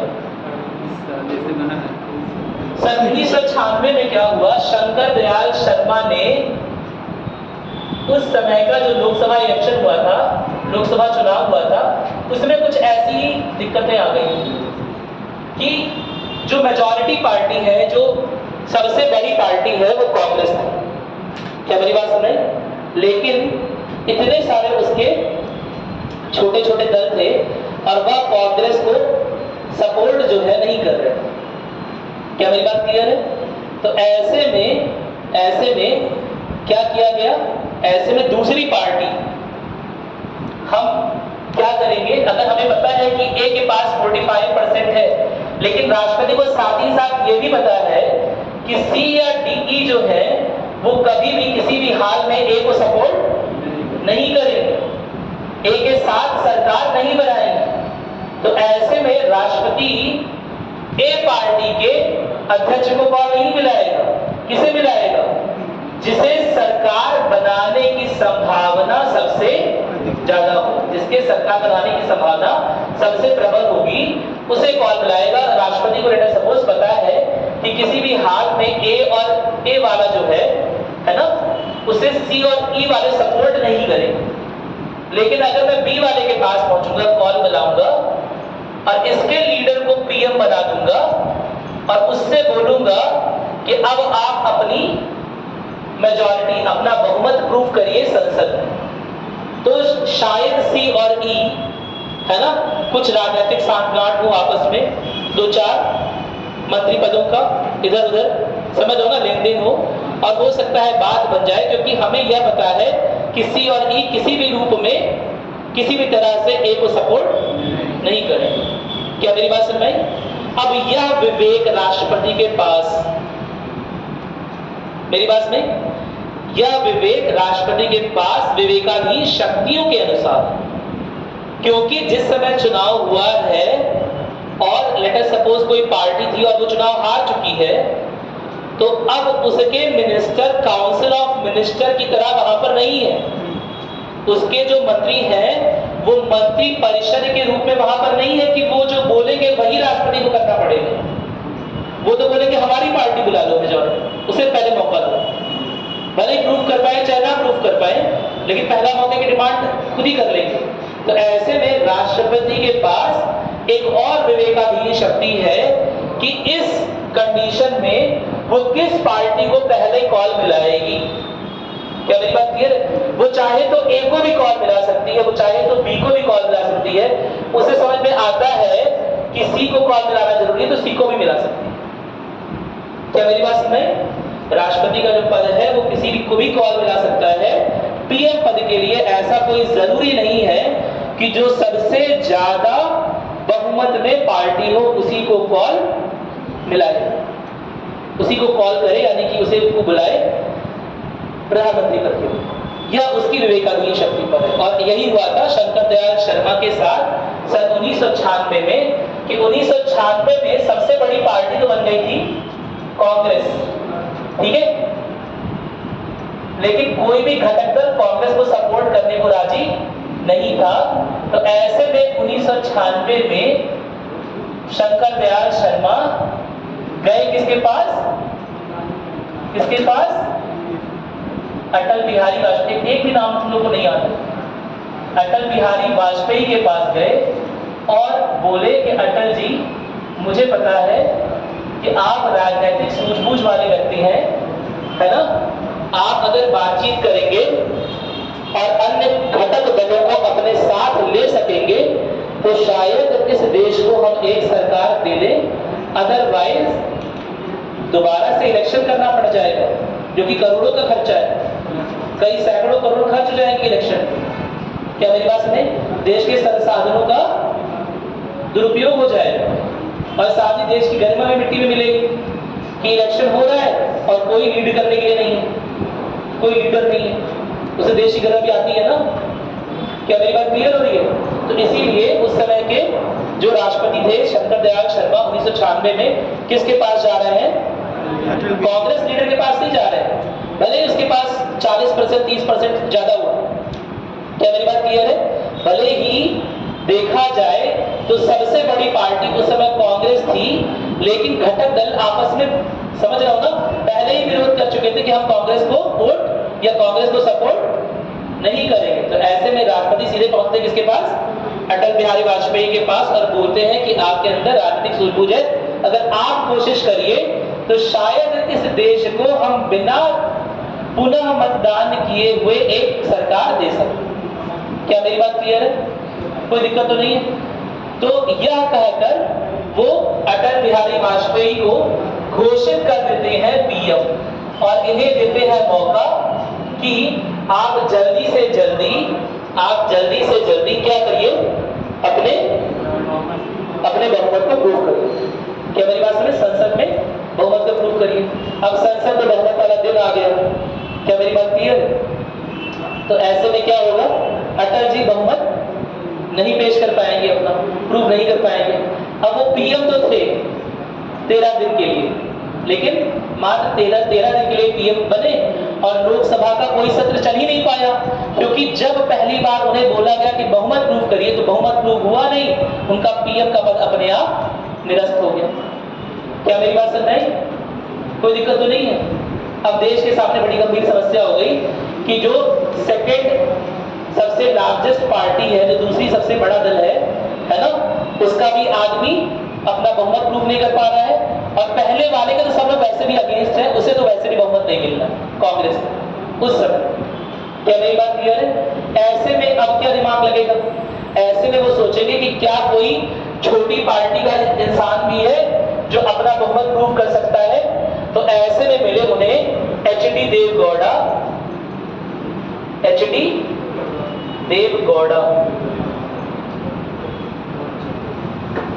और अब क्या करेंगे? इन्हें भी पीएम बना देगा राष्ट्रपति। शंकर दयाल शर्मा सबको पीएम का पद बांटा जा रहा है?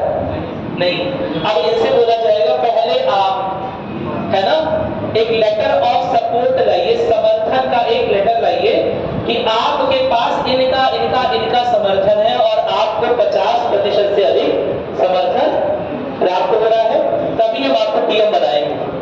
अदरवाइज हम पीएम अनाउंस करते जाएंगे ऐसे एक के बाद एक, है ना।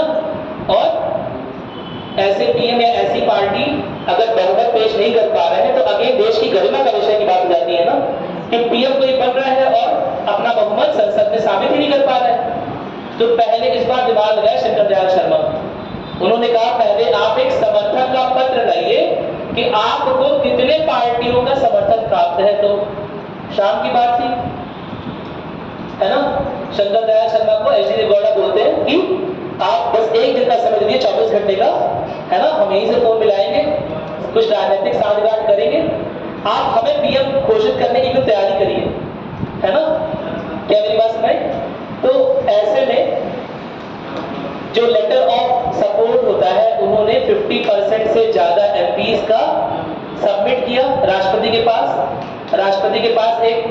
एफिडेविट सबमिट किया कि मैं साबित करूंगा, आप मुझे पीएम घोषित करिए। अब जाकर एसडी शर्मा यानी कि शंकर दयाल शर्मा दोबारा से राष्ट्रपति पद का उम्मीदवार किसे बताएंगे, किसे बुलाएंगे? एचडी देव गौड़ा को। और एचडी देव गौड़ा अब 1.5 साल के लिए है ना अपनी सरकार बना लेंगे, अपना बहुमत प्रूव कर देंगे। क्या मेरी बात क्लियर है? कोई दिक्कत तो नहीं है? अभी जो राष्ट्रपति बार बार कॉल मिला रहे हैं अलग अलग राजनीतिक दलों के लीडर्स को, यह किसके कहने पर बुला रहे हैं? स्वविवेक पर। इसीलिए यह किस तरह की पावर है? स्वविवेक की पावर, डिस्क्रिशनरी पावर, विवेकाधीन शक्ति। नहीं समझ पाए बात? क्या यह पावर कमजोर है? किसे पीएम बनना है या एक तरह से राष्ट्रपति ऑप्शन दे रहा है? भाई तुम्हारे पास 4 ऑप्शन है ना, मैंने सही वाला दिया ही नहीं चारों में, अब क्या करोगे? सिर फोड़ दोगे अपना। अब उन चारों में से जो सबसे नजदीक वाला रहेगा सही वाला, उसी को तो ऑप्शन मान के काम करोगे। क्या मेरी बात सुन रही? आप बोलोगे सर ये चारों विकल्प तो वही नहीं आंसर में, इससे अच्छा एक आंसर था, वो तो आपने विकल्प में दिया ही नहीं। ठीक है, तो ठीक उसी तरह से यह मेरे विवेक के ऊपर है कि मैं कौन सा ऑप्शन दे रहा हूं, उसी तरह राष्ट्रपति के विवेक के ऊपर है कि वह कौन से ऑप्शन को लेकर चलता है। क्या मेरी बात क्लियर है? ठीक इसी तरह की शक्तियां न केवल राष्ट्रपति बल्कि राज्यपाल के पास भी है। और इसीलिए शायद आप सुनते होंगे गोवा और मणिपुर का केस सुनते होंगे आप लोग, यह सुना होगा आपने कि गोवा में ऐसा ही हुआ था कि गोवा में कांग्रेस जो है वो लार्जेस्ट पार्टी थी, लेकिन राज्यपाल ने लार्जेस्ट पार्टी सबसे ज्यादा एमएलए होने के बावजूद राज्यपाल ने कांग्रेस के लीडर को कॉल नहीं किया, बीजेपी के लीडर को कॉल किया, क्योंकि उन्हें पहले से ही पता था, उन्हें पहले से ही शंका थी, पहले से ही ओपन थी ये बात कि कांग्रेस को और कोई सपोर्ट नहीं मिलेगा और उसे वो 50% क्रॉस नहीं कर पाएंगे। 50% तो क्रॉस होना जरूरी है ना, आपका 49% ही क्यों ना हो। मेरी बात सुनाई? आपका 49.9% ही क्यों ना हो, लेकिन अगर यह संभावना है कि आपको आपकी पार्टी के अलावा और कोई अन्य वोट नहीं करेगा, क्या मेरी बात क्लियर है? तो राष्ट्रपति के पास, राज्यपाल के पास पूरा हक है कि वह किसी अन्य को मौका दे, और यह बहुत बड़ी विवेकाधीन शक्ति है। नहीं समझ पाए बात? क्या मेरी बात समझ में आ गई? नोट करोगे इस बात को? नोट करो, देखो देखो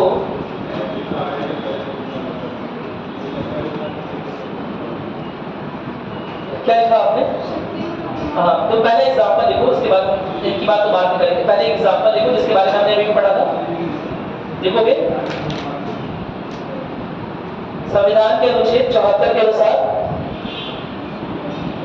हम डिस्क्रिशनरी पावर का बोल रहे हैं, बात कर रहे हैं, ठीक है, विवेकाधीन शक्तियों की बात कर रहे हैं। पहला एग्जाम्पल लिख रहे हैं, पहला उदाहरण लिख रहे हैं, देखोगे संविधान के अनुच्छेद 74 के अनुसार राष्ट्रपति को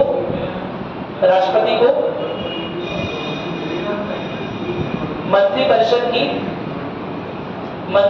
की सलाह पर ही काम करना है। मंत्रिपरिषद की सलाह के अनुसार ही काम करना है। हालांकि फिर भी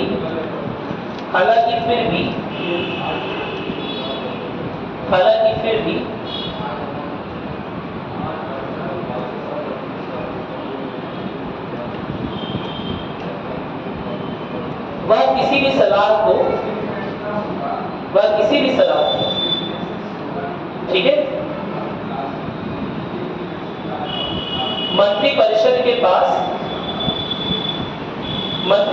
के पास पुनर्विचार के लिए भेज सकता है।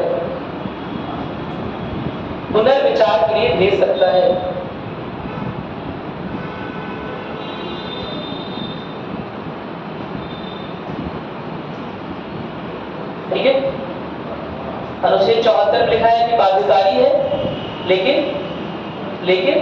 दोबारा से भेज सकता। अच्छा, एक चीज है, धन विधेयक को नहीं भेज सकता, इस बारे बात नहीं थी ना, धन विधेयक को दोबारा से नहीं भेज सकता है।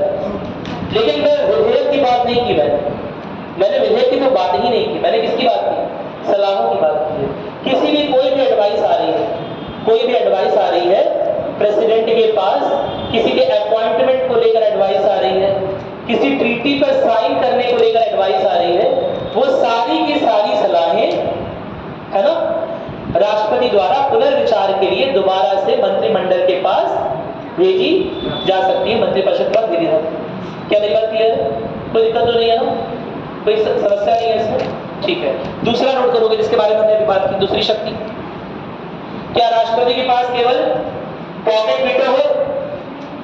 कोई और भी वीटो है? कौन सी? निलंबनकारी। नोट करोगे इस बात को, बहुत जरूरी बात है। लिखो लिखो, दूसरा एग्जांपल लिखोगे, लिखो साधारण विधेयक और वित्तीय विधेयक के मामले में, साधारण विधेयक और वित्तीय विधेयक के मामले में अभी तुम लोग तो कहते हैं कि पॉकेट वीटो है, पॉकेट वीटो है, पूरा तुम लोग का वही चीज हो गया। इतने जल्दी नहीं पलट जाते तुम लोग अपनी बात से, कुछ कहने को सही बात बोल रहा हूँ ना? देखो क्या लिखो, साधारण विधेयक और विधेयक के मामले में राष्ट्रपति अपने विवेक अनुसार, राष्ट्रपति अपने विवेक अनुसार, राष्ट्रपति अपने विवेक अनुसार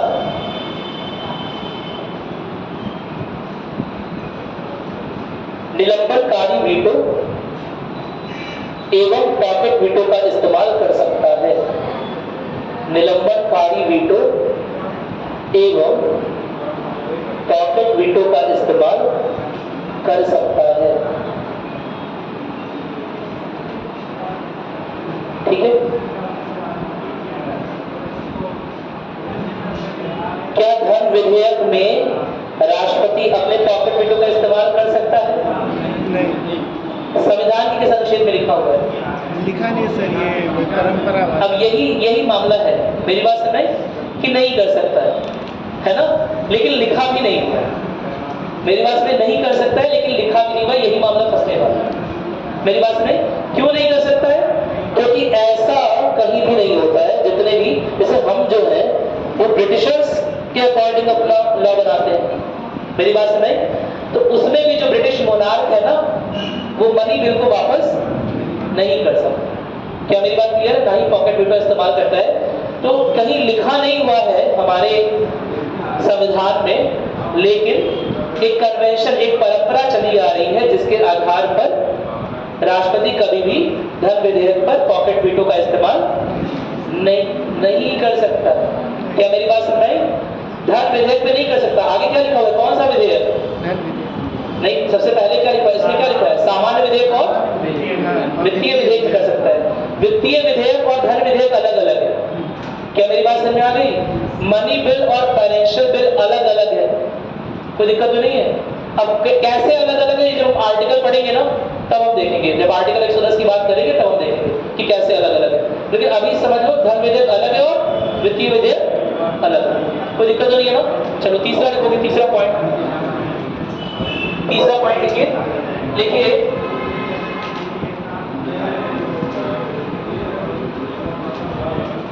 राष्ट्रपति ने कोई बदमाशी कर दी, ज्यादा बड़ी बदमाशी कर दी, पिस्टल रख के चल रहे थे, गोली चल गई, 2 लोग मर गए, ज्यादा बड़ी बदमाशी हो गई।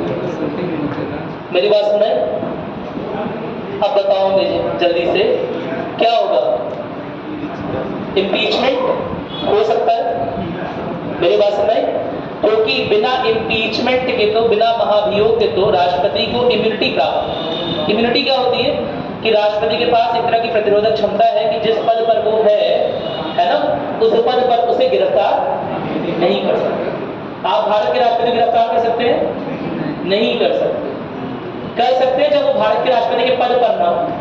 मेरी बात सुनाई, कोई दिक्कत तो नहीं है? कर सकते हैं, लेकिन जब वो भारत के राष्ट्रपति के पद पर ना हो, यानी कि भारत के राष्ट्रपति को गिरफ्तार नहीं कर सकते। पीएम तो कर सकते हैं। मेरी बात सुन रहे हैं? हाँ, पीएम को कर सकते हैं। पीएम को नहीं पीएम को कर सकते हैं। सुन तो लो, अभी मैं इस बारे में बात भी करेंगे, किस किस तरह की इम्यूनिटी पावर किस किस पद पर होती है उस बारे में बात करेंगे। लेकिन राष्ट्रपति की गिरफ्तारी नहीं हो सकती, बात समझ। क्या मेरी बात क्लियर है?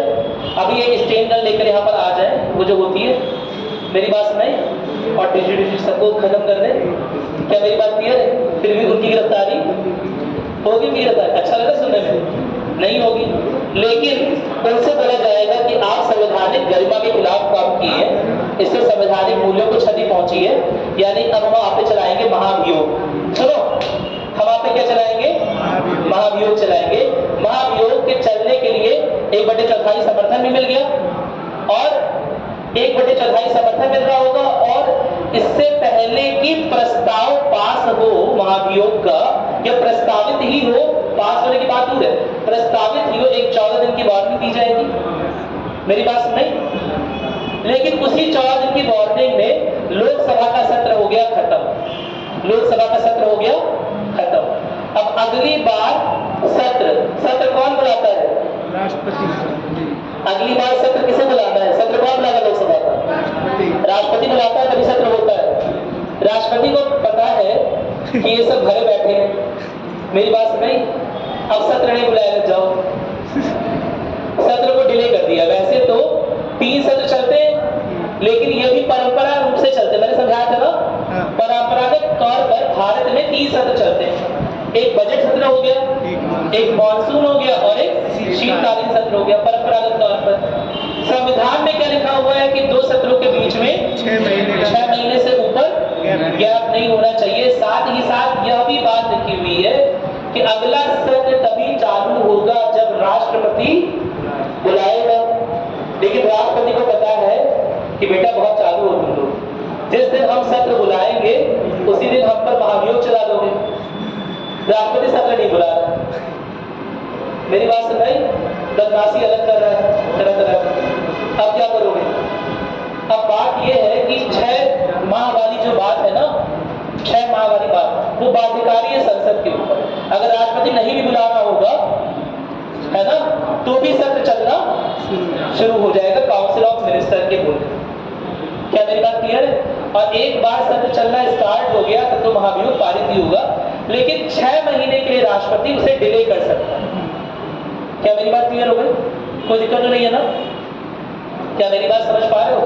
कोई बड़े से बड़ा क्राइम करे, उसे पता है कि 4 महीने बाद मेरी डेथ होनी है, किसी पंडित जी ने बताया हुआ है या किसी डॉक्टर ने दिया हुआ है, और 6 महीने के लिए सत्र ही ना बुलाए, क्योंकि लोकसभा का सत्र अपने आप तो चलेगा नहीं, चलेगा तब जब राष्ट्रपति बुलाएगा, तभी स्टार्ट होगा।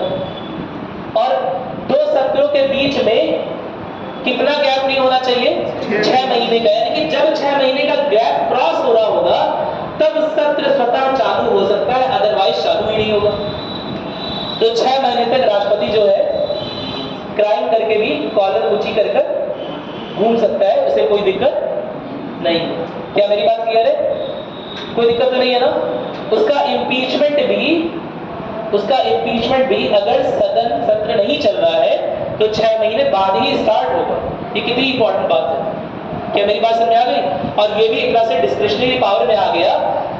आर्टिकल 85 उसमें ये बात लिखी हुई है कि संसद का सत्र तभी चलेगा जब राष्ट्रपति बुलाए। क्या मेरी बात सुन रहे हैं? कोई दिक्कत तो नहीं है? राष्ट्रपति को अगर एमपी को हैरेस करना है, परेशान करना है, अब सत्र कब कब बुला रहा है यह भी उसके ऊपर, राष्ट्रपति के ऊपर है। क्या मेरी बात क्लियर है? कितने बजे बुला रहा है यह भी राष्ट्रपति के ऊपर है। राष्ट्रपति ने बोल दिया रात के 2:30 बजे सत्र करेंगे, चल रहा हो। मेरी बात सुनाई? अगर बोल दिया तो आना ही आना पड़ेगा। यह सब राष्ट्रपति के ऊपर है। रात के 1 बजे एक बार सत्र करवाया, फिर बोल रहा है कि नहीं मेरा मन नहीं लग रहा है ना, अभी 3 बजे बुलाएंगे तो 3 बजे दोबारा बुलाएगा। मेरी बात सुनाई? और चाहेगा तो फिर डिले कर देगा, फिर बोलेगा सुबह 5 बजे आओ, अभी मन नहीं लग रहा है। क्या मेरी बात सुनाई? चाहेगा तो रात भर वही नचाएगा। मेरी बात सुनाई? एक बार आओगे, एक बार जाओगे सत्र करने के लिए। सत्र की स्टार्टिंग होनी जरूरी, नहीं समझे बात? यह सारी की सारी पावर 85 आर्टिकल 85 के अंतर्गत राष्ट्रपति को दी गई है कि सत्र कितने बजे कॉल करना है, सत्र कब बुलाना है, यह पूरी तरह से राष्ट्रपति के ऊपर निर्भर करता है। क्या मेरी बात समझ में आई? कोई दिक्कत तो नहीं है ना? समझ में आ गया? चलो नोट करोगे इस बात को। तीसरी पावर, तीसरी है ना कि चौथी है? देखो अनुच्छेद 85 के तहत, अनुच्छेद 85 के तहत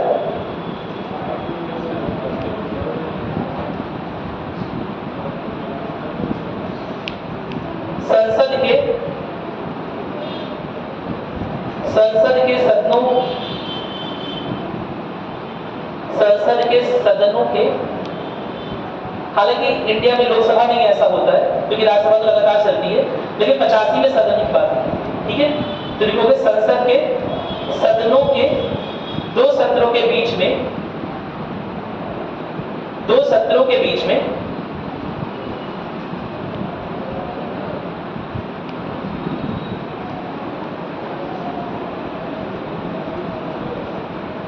कभी भी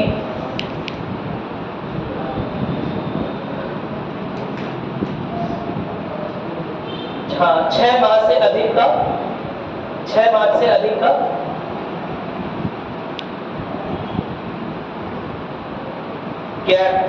गैप लिख लोगे, हिंदी में क्या लिखे? 6 माह से अधिक का अंतर ना हो, ठीक है। 6 माह से अधिक का अंतर ना हो। सामान्य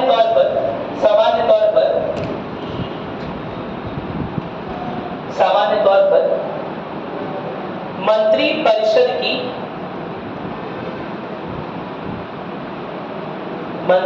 की सलाह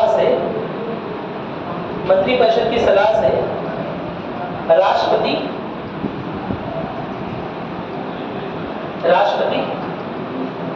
3 सत्रों को एक साल में बुलाता है। सम्मत करना नहीं बुलाना, है ना।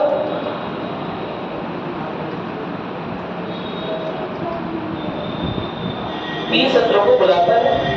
हालांकि आगे लिखो उसके, हालांकि यदि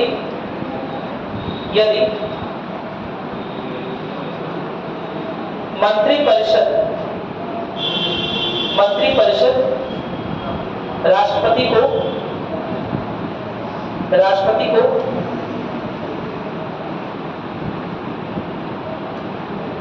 ऐसी सलाह ना भी दे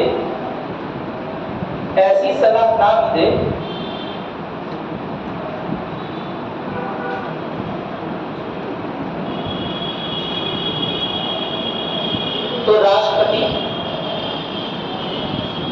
स्वविवेक से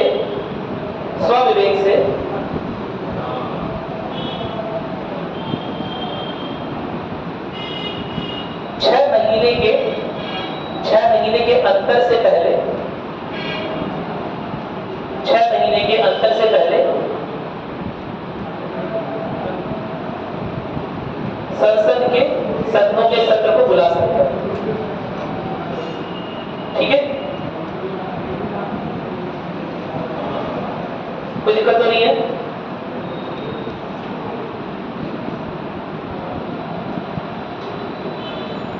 अब कल बात करेंगे, ठीक है। अभी आज भी पूरा नहीं हो पाया, डिस्क्रिप्शनरी टॉपिक चल रहा है। आप लोग एक बार राष्ट्रपति वाला पार्ट रिवाइज कर लीजिएगा, ठीक है।